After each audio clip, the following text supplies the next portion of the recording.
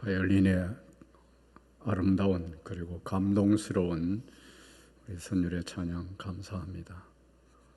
임마누엘 찬양대가 빼곡히 앉아서 하나님의 성호를 높이고 찬양해야 되는 저 자리는 비어있고, 대표로 바이올린을 통해서 찬양하는 그 모습이 아름답기도 하지만은 한편으로는 아쉽기도 하고, 또 어서속히 우리의 현실이 너무 힘든 이런 상황에서 코로나가 빨리 종식되었으면 그런 바람이 모두에게 있는 줄로 압니다. 제가 몸은 멀리 양산에 가 있는 지가 벌써 9년째예요. 그렇지만 마음은 언제나 주의 성전 우리 거제 신현재단, 그러게 새벽마다 시무할 때나 별다름 없이 새벽에 기도할 때마다 교회 시무할 때처럼 기도의 레파토리는 그대로 변함이 없이 기도합니다. 교회를 위해서, 그 다음에 담임 목사님과 교역자와 직원들을 위해서, 그리고 또 우리 장로님들, 권사님, 집사님들을 위해서, 또 구역장 관찰 성도를 위해서, 우리 교회 모든 성도들의 생업과 직장과 사업과 가정을 위해서 변함없이 그렇게 기도하고 있습니다. 여러분도 아마 그렇게 기도하시리라 믿습니다. 코로나19 바이러스라고 하는 이 팬데믹 시대에 우리 모두 힘들게 어렵게 지나고 있습니다. 그래서 담임 목사님도 휴가 중이지만은 아마 교회 이 주차장 공사 가파른 절개지가 있는 그런 지역 공사이기에 아마 늘 신경이 쓰이고 또 기도하시고, 휴가 중이지만은 아마 기도하고 계신 것 같습니다. 그리고 가끔 수시로 전화 오셔서 주차장 공사가 이 정도 진행이 되었는데 기도 많이 해주십시오. 기도 부탁을 많이 하고 있습니다. 걱정하지 말고 휴가, 좋은 가족 즐거운 휴가가 되기를 위해서 기도한다고, 그리고 주차장 공사 위해서도 기도하고 있다고 그렇게 대답을 하기도 합니다. 여러분 모두 다 주 안에서 건강하고 코로나19 바이러스를 잘 이겨나가 1차, 2차 백신 접종도 잘 맞으셔서 한 사람도 거기에 감염되는 자가 없도록 유의하시고 또 이겨나갈 수 있으시기를 바랍니다. 제가 시무할 때 그 해마다 연초가 되어지면 신년 재직회 어김없이 했었습니다. 전국에 이렇게 교파를 초월해서 훌륭하신 강사 목사님들 모시고 재직 세미나를 했었습니다. 그런데 우리 교단 총회장, 74회 총회장을 지나셨던 고 박맹술 대구 대봉교회 심하셨던 박맹술 목사님 신년 재직회 강사로 모시게 되었습니다. 그래서 낮 재직 세미나를 마치고 오후에 목사님이 거제 모처럼 오셨는데 거제를 한번 둘러볼 수 있는 기회를 가지기 위해서 먼저 고 김영삼 대통령 생가 방문을 하게 되었습니다. 그래서 오늘 여러분 제가 심할 때 조금 언급한 적이 있습니다만 고 김영삼 대통령 생가에 얽힌 이야기를 먼저 소개하고자 합니다.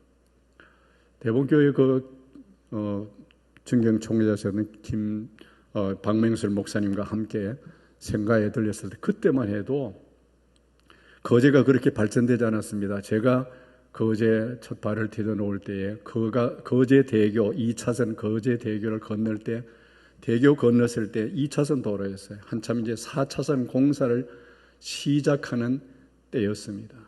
그러다 보니까 거제가 별로 발전되지 않았을 때였고, 또 고현 앞에 여기 바다에 월요일날 낚싯대를 들고 아는 사람도 없고, 낚싯대 들고 가면 꼬시래기가 한 200여 마리 잡을 때가 있었어요. 그런 때였습니다. 그런 때 목사님 모시고 생가를 방문했었는데, 거기에 생가 옆에 신명교회라는 고신교단, 지금 이태성 목사님 심하시죠. 그 교회의 장로님이 그 대통령 생가에 그 쭉 얽힌 이야기를 들려주신데, 고 김영삼 대통령의 육촌 동생이라고 그러시더라고요. 장로님 하시는 말씀이, 이 생가를 둘러싸고 있는 이 주변에 어느 날 풍수를 보시는 전문가가 지나가다가 들려서 하는 이야기가, 여기에 분명히 이곳에 유명한 분이 탄생될 지역인데, 가만히 보니까 앞에 이 도로가 생겨지면서 산에 제일 꼭대기에서부터 내려오는 이 산 능선이 김영삼 대통령의 어머니 묘가 바닷가에 있는데, 거기 능선 끝자락에 있는데 거기까지 이렇게 쭉 뻗쳐 있는데, 도로가 나면서 그 유명한 사람 태어날 수 있는 맥이 끊겼다는 거예요.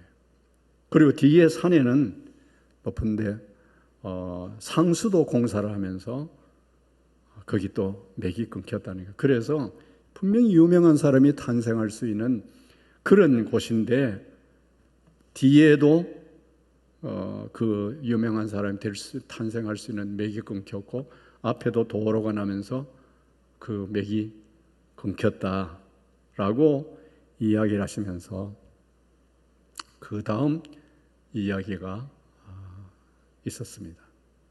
그것은 뭐였냐면은 그 뒤에 앞에 유명한 사람이 탄생할 수 있는 그 맥이 다 끊겨도 끊기지 않는 한 군데가 있다. 그것은 바로 이 세상을 지으시고 우리를 지으시고 언제나 우리와 함께 하시는 전능하신 하나님과의 이 관계, 맥은 끊어지지 아니했다라는 이야기였습니다. 고 김영삼 대통령의 어머니 되시는 분은 신명교회에서 날이면 날마다 시간만 나면은 엎드려서 기도하셨던 어른이었다고 그런 거예요. 그래서 기도를 얼마나 많이 하시면은 아들 김영삼 대통령이 거기 생가를 가끔 고향에 내려오셔서 방문하면은 어머니가 계셔. 그때는 야당 시절이어서 방문하면은 어머니가 계시잖아요. 그래서 어디 찾아가면 교회를 찾아가면은 거기에 어김없이 어머니가 기도하고 엎드려 기도하고 계신다는 거예요. 그래서 교회 문 앞에서 어머니 영샘이 왔습니다 라고 하면은 영샘이 왔나 그러고는 돌아보지도 않고 그대로 기도하셨다는 거예요. 그렇게 기도하셨던 그 어머니가 북한 자익 사상 빨갱이에게 총에 맞아서 돌아가셨다라는 거예요.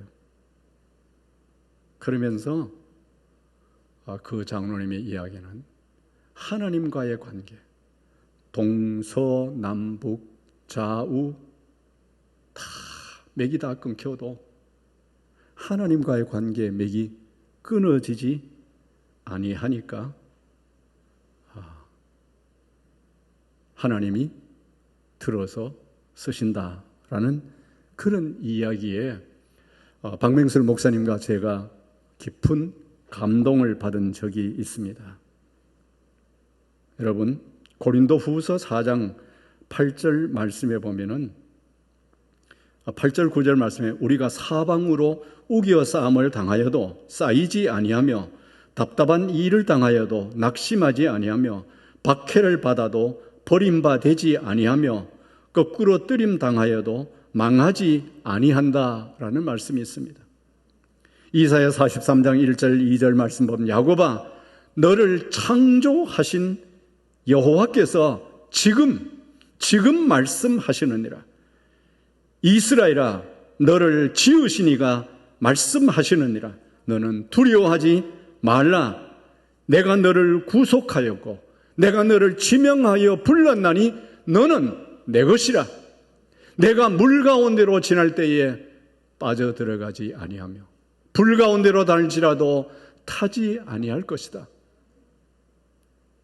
여러분, 물 가운데로 지나도 거기에 빠지지 아니하고 불 가운데로 지나도 타지 아니하고 동서남북 다 가로막혀도 하나님과의 관계가 막히지 아니하고 뚫려있는 그 하나님을 바라볼 때에 이겨나갈 수 있고 극복할 수 있다는 거죠. 제가 심할 때 가끔 소개를 해드린 적이 있습니다만, 철학자 칼 야스퍼스가 인간이 벗어날 수 없는 한계 상황이 4가지가 있는데 첫째가 죽음이라고 하는 거예요. 그리고 두 번째는 죄라고 하는 겁니다. 세 번째는 고민이라고 하는 것. 그리고 걱정, 고민. 네 번째는 전쟁이라고 하는 것입니다. 어느 누구도 죽음과 재책, 전쟁, 고민, 걱정, 번뇌 벗어날 수 없는 인간의 상황이라는 거죠.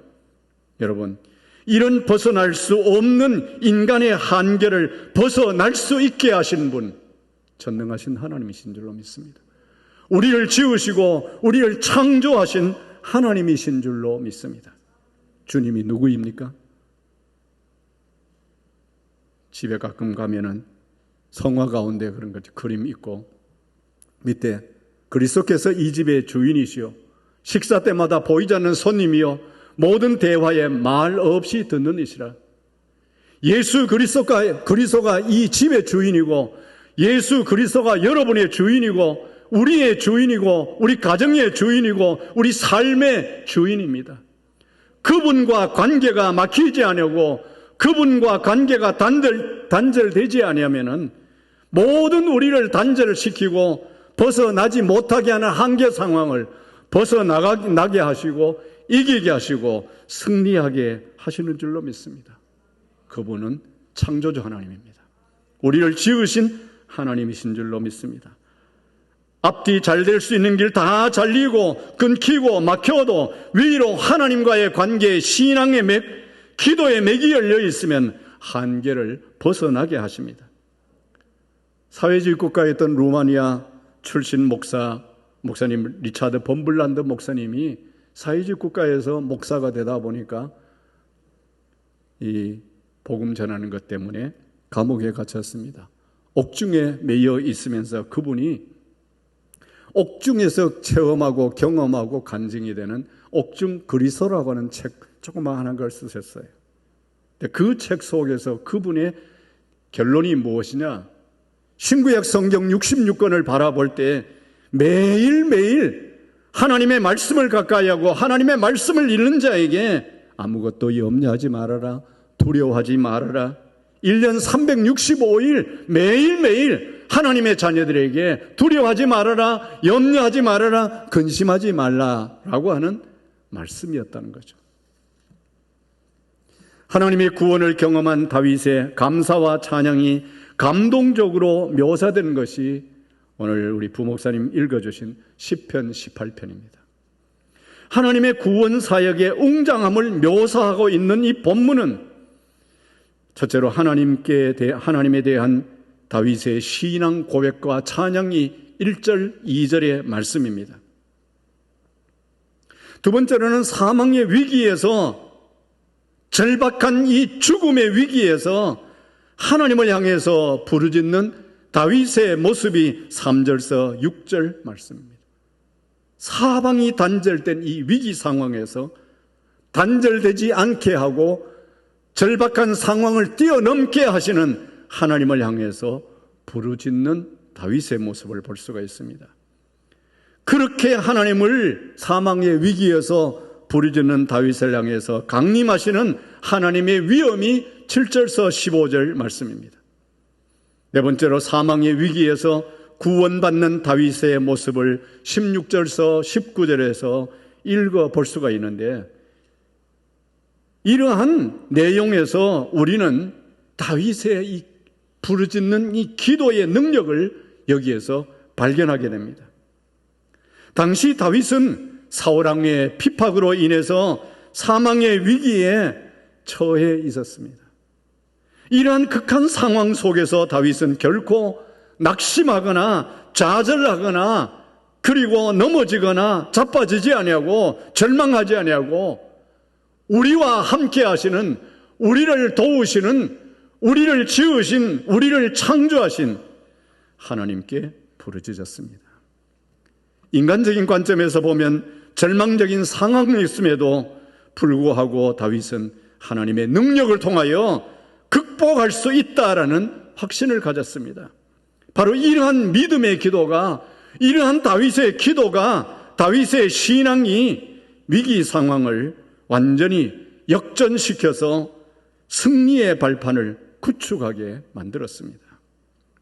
여기서 하나님께서는 다윗의 간절한 기도를 들으시고 그리고 핍박자들은 물리치시고 다윗에게 승리를 베푸셨던 것입니다. 하나님의 능력을 통하여 다윗은 사망의 위기에서, 어둠의 위기에서, 절망의 위기에서 벗어나서 참된 하나님이 주신 자유와 하나님이 주신 기쁨이 충만한 그리고 안전한 곳으로 나아갈 수가 있었습니다.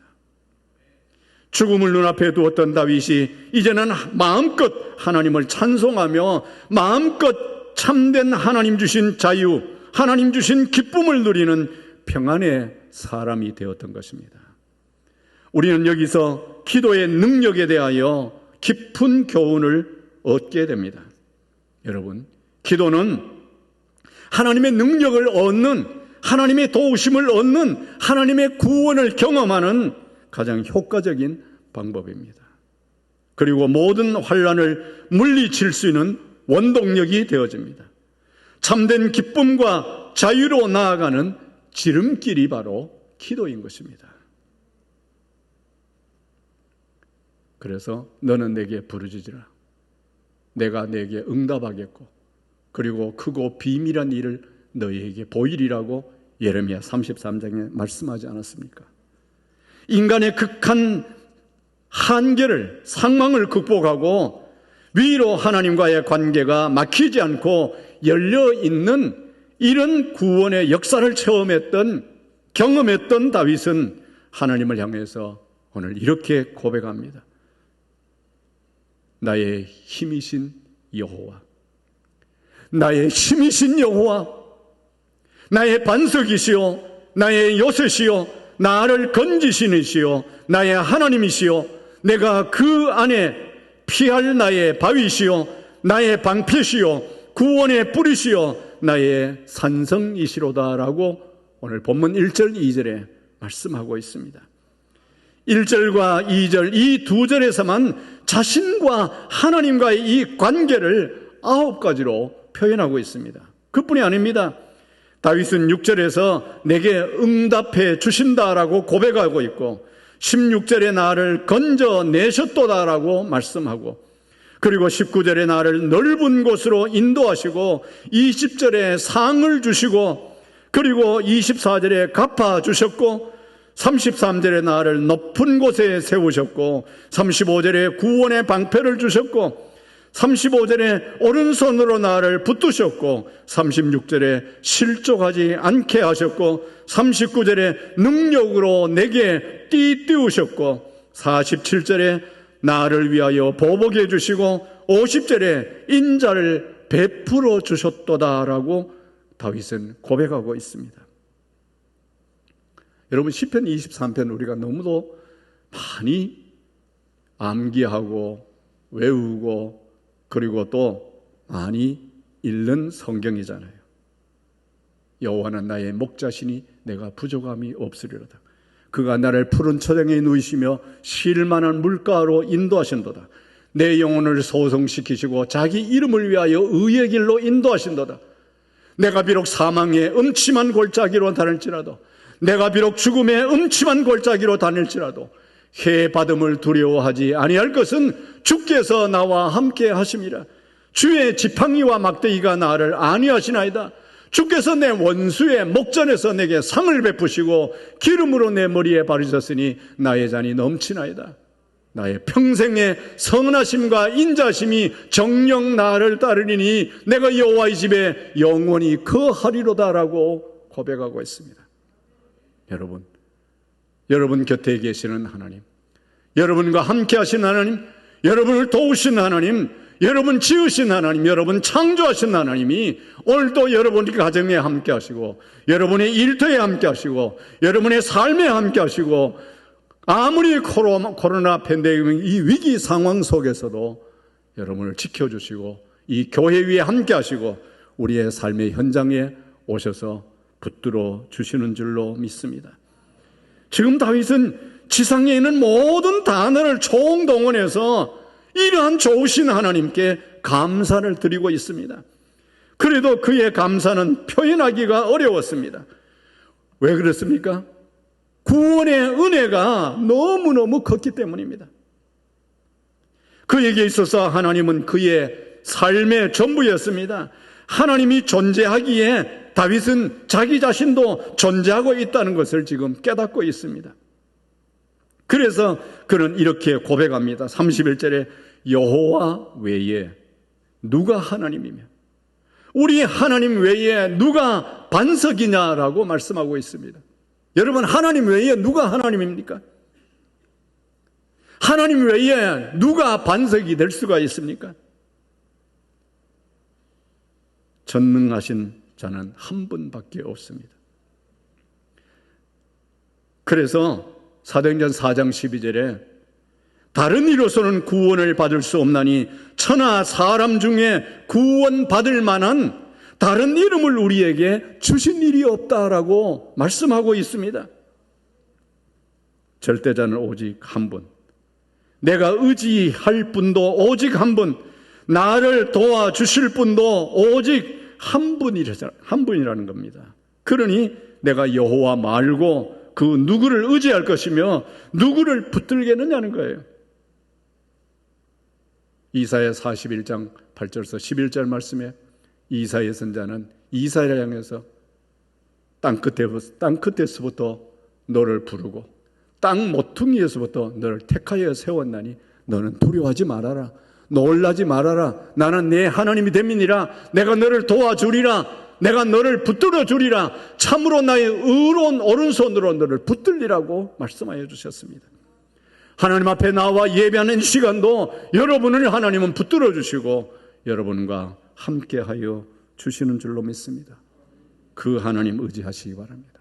그 하나님 바라보시기 바랍니다. 그 하나님을 늘 다윗처럼 고백할 수 있으시기 바랍니다.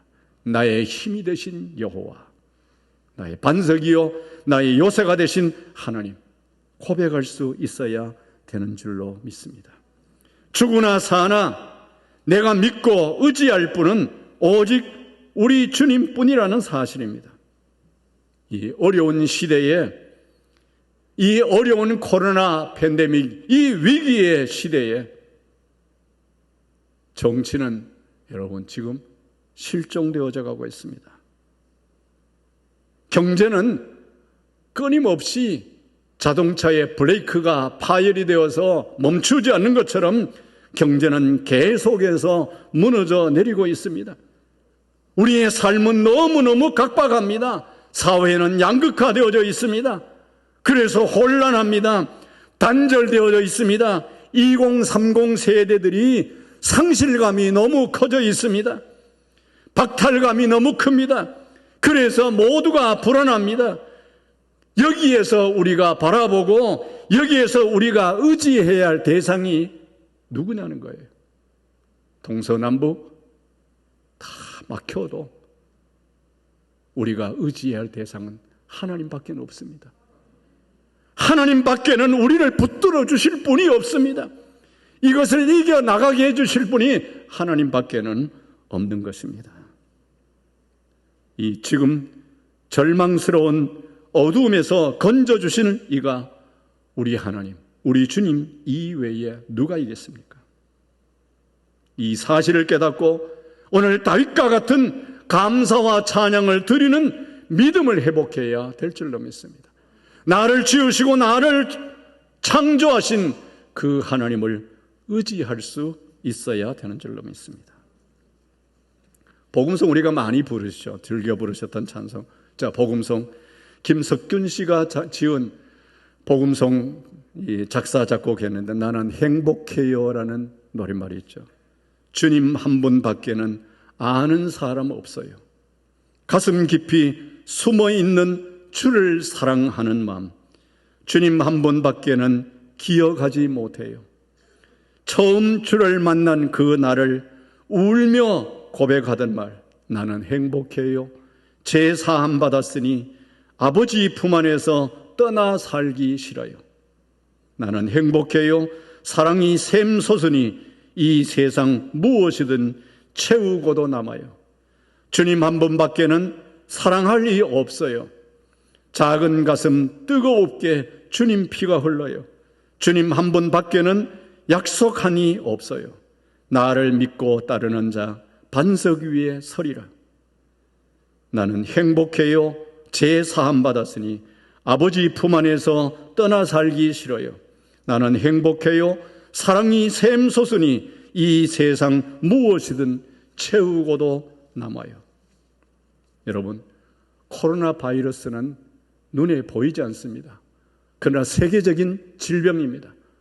어느 누구도 예외가 될 수가 없습니다. 벗어날 수 없는 한계 상황입니다. 이런 때에 시편 기자 시편 50편 15절 환난 날에 나를 부르라. 너희가 환난을 당하나 나를 불러라. 내가 너를 건지리니 내가 너를 영화롭게 하리로다 라고 말씀하고 있습니다. 바이러스가 눈에 보이지 않지만은 세계인의 생명을 위협하고 있습니다. 지금도 우리가 알 수 없는 사이에 우리가 위협을 받고 있습니다. 여러분, 백신이 개발되어서 이스라엘이나 미국은 백신 1, 2차 접종을 하고 이제는 이스라엘에서 보니까 이제 백신 1, 2차 다 맞았으니까 마스크를 벗어도 된다. 마음껏 이제는 거리를 활보해도 된다. 그랬다가 변이 바이러스가 생기면서부터 다시 또 2,000명씩 막 감염자가 생기니까 다시 마스크 껴라. 어디서든지 마스크를 껴라. 한때는 미국은요, 마스크 끼면은 범죄자나 마스크를 꼈습니다. 그런데 지금은 누구든지 마스크를 껴야 되는, 내가 살기 위해서입니다. 그러나 마스크 낀다고 해서 우리가 안전합니까? 하나님이 도와주셔야만 합니다. 모든 세계인의 생명을 위협하는 이 전에도 없었던 이 코로나 바이러스 19,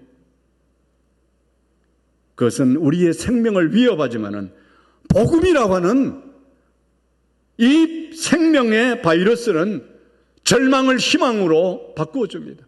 어둠을 빛으로 바꾸어줍니다. 죽음을 생명으로 바꾸어줍니다.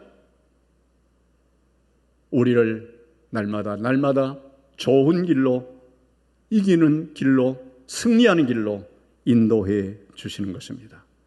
그러므로 오늘 다윗이 고백한 1절, 2절 말씀인 것처럼 나의 힘이 되신 여호와, 나의 반석이 되신 여호와, 요새가 되시는 여호와, 건지시는 여호와, 그리고 피할 바위신 여호와, 방패와 구원의 뿌리신 여호와, 그 하나님을 의지하고 오늘도 내일도 코로나 바이러스가 없어질 때까지 뿐만 아니라 천국 가는 그날까지 우리 하나님과 동행하며 우리 하나님 바라보며 우리 하나님 의지하고 날마다 주 안에서 영적 육적으로 승리하는 여러분 다 되시기를 주님의 이름으로 축원합니다.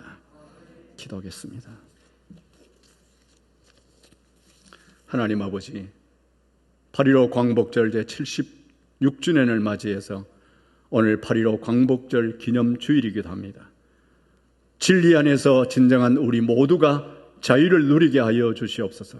나는 포도나무여 너희는 가지니 제가 내 안에 내가 제 안에 있으면 이 사람은 과실을 많이 맺나니 너희가 나를 떠나서는 아무것도 할 수 없음이라고 하신 하나님을 의지하는 믿음을 회복하게 하옵소서. 구원의 하나님을 의지하게 하옵소서. 구원의 하나님을 가까이 하게 하옵소서. 구원의 하나님을 바라보게 하옵소서. 구원의 하나님과 함께하는 삶이 되게 하여 주시옵소서. 휴가 중인 담임 목사님과 그 가족을 축복하시고 또 우리 신현교회에 함께 하시고 온 성도들 어느새도 어린 심령에 이르기까지 코로나19 바이러스부터 자유케 하시고 성도들의 생업, 직장, 사업, 가정을 축복하사 믿음으로 승리케 하옵소서. 예수님의 이름으로 기도드리옵나이다. 아멘.